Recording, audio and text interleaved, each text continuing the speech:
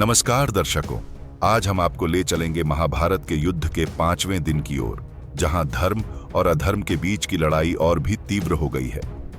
आज के युद्ध में दोनों पक्षों ने अपनी शक्ति और युद्ध कौशल का भरपूर प्रदर्शन किया। कौरवों और पांडवों की सेनाएं अपने अपने महारथियों के साथ विजय पाने के लिए उत्सुक हैं। इस विशाल युद्ध भूमि पर धर्मराज युधिष्ठिर और भीमसेन ने कौरव सेना को भारी नुकसान पहुंचाया। वहीं दुर्योधन की सेना ने भी पलटवार करने में कोई कसर नहीं छोड़ी।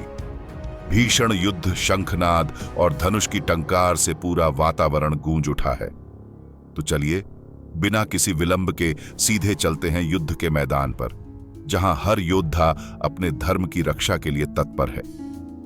देखते हैं कि इस अद्भुत और वीरतापूर्ण युद्ध का 5वां दिन हमें क्या नया सबक सिखाएगा।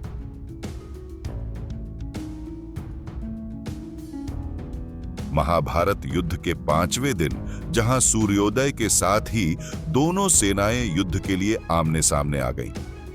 प्रत्येक सेना क्रोध और विजय की भावना से ओतप्रोत थी और एक दूसरे पर आक्रमण करने के लिए तत्पर थी। भीष्म ने अपनी सेना को मकर व्यूह में सजाया और युद्ध के लिए आगे बढ़े। पांडवों ने भी अपनी सेना को अजेय शेन व्यूह में व्यवस्थित किया। इस व्यूह के अग्रभाग में बलशाली भीमसेन थे, जबकि अर्जुन इसकी गर्दन में अपनी गांडीव धनुष के साथ विराजमान थे। दाएं पंख में राजा द्रुपद और उनके पुत्र सेना की अगुवाई कर रहे थे। पीछे की ओर द्रौपदी के पुत्र और सुभद्रा के पुत्र अभिमन्यु ने अपनी शक्तिशाली उपस्थिति दर्ज कराई। युद्ध की पूंछ में खुद युधिष्ठिर मोर्चा संभाले हुए थे। युद्ध शुरू होते ही भीमसेन ने कौरवों के मकर व्यूह को भेद दिया और भीष्म पर बाणों की वर्षा कर दी। भीष्म ने भी अपने शक्तिशाली अस्त्रों से पांडव सेना को भ्रमित कर दिया। इस भ्रांति के बीच अर्जुन ने तत्परता से भीष्म को हजारों बाणों से आक्रमण किया। दुर्योधन अपनी सेना की भारी क्षति देख द्रोणाचार्य के पास पहुंचे और उनसे पांडवों को पराजित करने की युक्ति मांगी। द्रोण ने तुरंत पांडव व्यूह में प्रवेश किया, जहां सात्यकी ने उन्हें रोका। यह युद्ध देखने में भयावह था। द्रोण, शल्य और भीष्म ने भीमसेन पर तीव्र आक्रमण किया। अभिमन्यु ने भी उत्तर में अपने तेज बाणों से वार किया। इस भयंकर युद्ध में शिखंडी ने भीष्म और द्रोण के खिलाफ आक्रमण किया। भीष्म शिखंडी की पूर्व स्थिति को याद करते हुए उनसे टकराव से बचते हैं।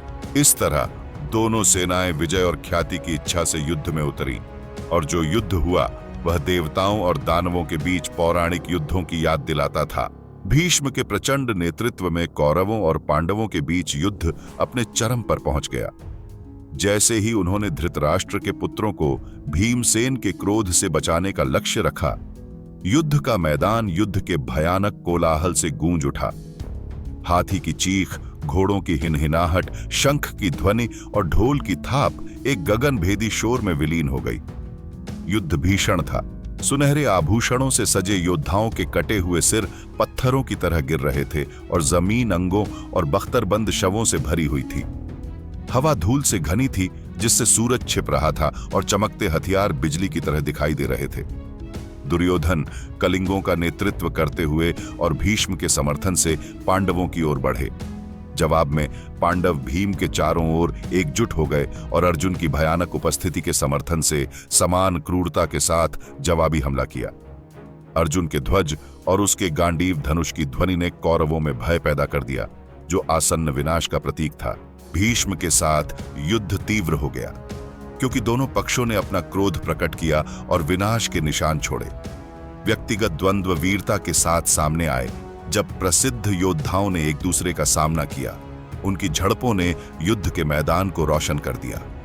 भीष्म निडर होकर घातक सटीकता के साथ अपने हथियार चलाना जारी रखते हैं, लेकिन पांडवों की सामूहिक ताकत कौरव सेना पर भारी पड़ने लगी।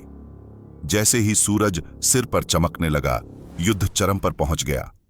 गिरे हुए लोगों द्वारा चिह्नित क्षेत्र युद्ध की गंभीर लागत को वहन करता है। प्रत्येक मृत नायक गहरी बैठी दुश्मनी और दुखद रिश्तेदारी का एक वसीयतनामा है, जिसने संघर्ष को और बढ़ावा दिया। द्रोण के पुत्र अश्वत्थामा, जो एक दुर्जय धनुर्धर था, ने अर्जुन पर कई बाणों से हमला किया, जिससे दोनों के बीच भयंकर संग्राम शुरू हो गया। अविचलित अर्जुन ने शीघ्रता से प्रतिकार करते हुए अश्वत्थामा का धनुष तोड़ दिया और अपने तीखे बाणों से उसे गंभीर रूप से घायल कर दिया।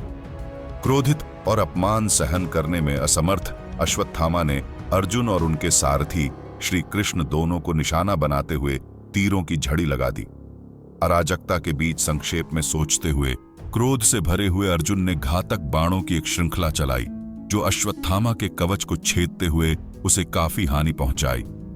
गंभीर घावों के बावजूद अश्वत्थामा ने अपना स्थान बनाए रखा और आदरणीय भीष्म की रक्षा करने के इरादे से लगातार अर्जुन के साथ तीरों की बौछार की। युद्ध के बीचों बीच दुर्योधन ने भीम को उलझा लिया। दुर्योधन ने अपनी शक्तिशाली धनुर्विद्या का प्रदर्शन करते हुए भीम पर 10 सूक्ष्म बाणों से प्रहार किया। भीम क्रोध से लाल होकर घातक सटीकता के साथ जवाब देने के लिए तत्पर हो गए।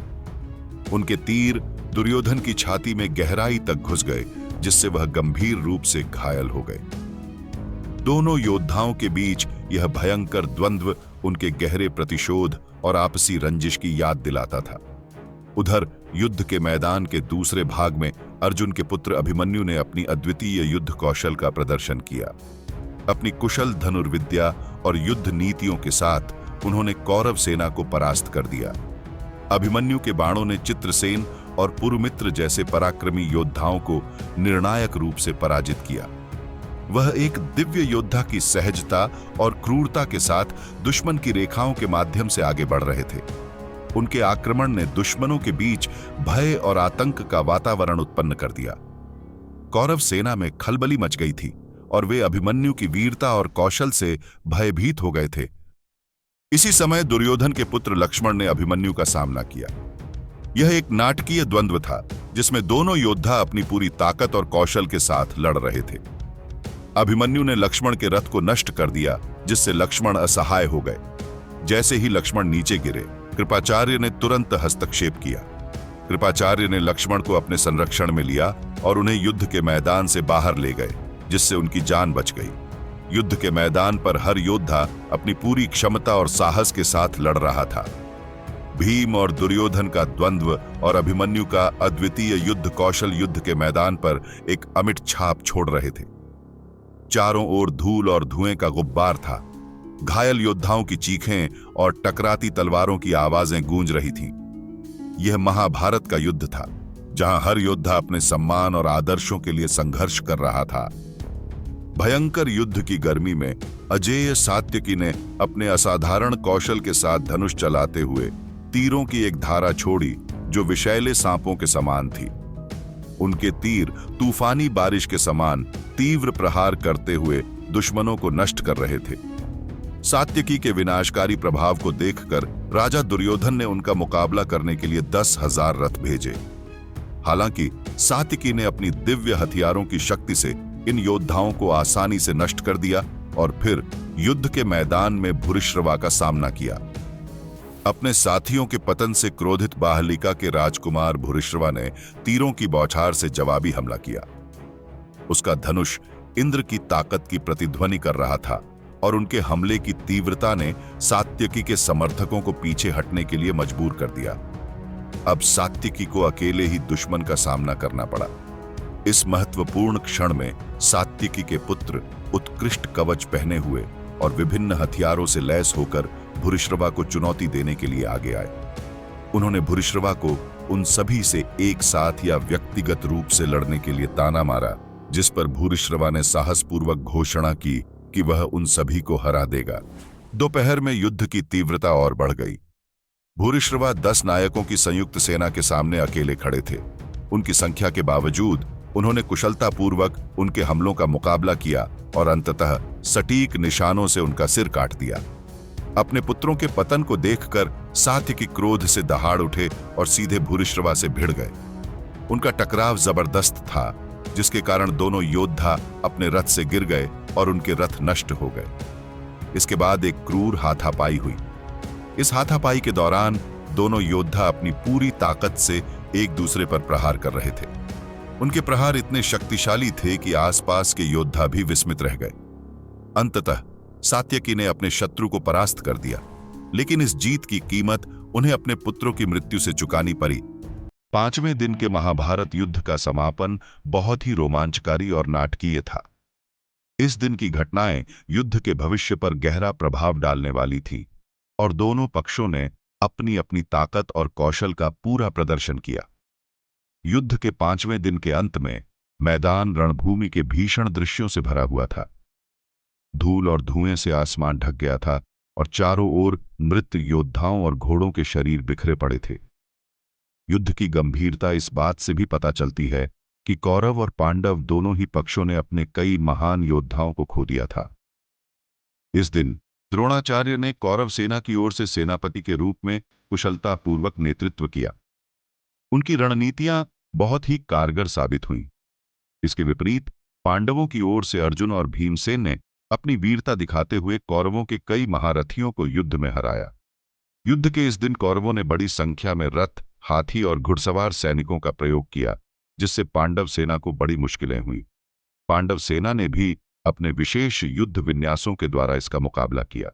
दिन के अंत में यद्यपि दोनों पक्षों ने भारी क्षति झेली, लेकिन कौरवों के अधिकांश महारथी अभी भी युद्ध में टिके हुए थे, जबकि पांडव सेना ने अपने कई प्रमुख योद्धाओं को खो दिया था। इस प्रकार इस दिन के युद्ध का समापन कौरवों के हल्के उत्साह के साथ हुआ, क्योंकि उनकी सेना में अधिक संख्या में महारथी बचे थे। पांचवें दिन के युद्ध का समापन भविष्य के लिए कौरवों को एक रणनीतिक लाभ प्रदान करता है, लेकिन युद्ध की अनिश्चितताओं को देखते हुए यह स्पष्ट है कि आगामी दिनों में कई और मोड़ आने वाले हैं। पांडवों के पास अभी भी अपनी रणनीतियों को पुनः आकार देने और युद्ध की दिशा को बदलने का अवसर है। धन्यवाद दर्शकों, आपने महाभारत युद्ध के पांचवें दिन की समाप्ति देखी। अगले एपिसोड में हम देखेंगे कि कैसे युद्ध का तांडव और भी भयानक रूप लेता है। क्या योद्धाओं के बीच बढ़ती दुश्मनी नया मोड़ लेगी? जानने के लिए बने रहिए हमारे साथ। कृपया इस वीडियो को लाइक करें, शेयर करें और इंडो सागा चैनल को सब्सक्राइब करना ना भूलें। फिर मिलेंगे अगले एपिसोड में। नमस्कार।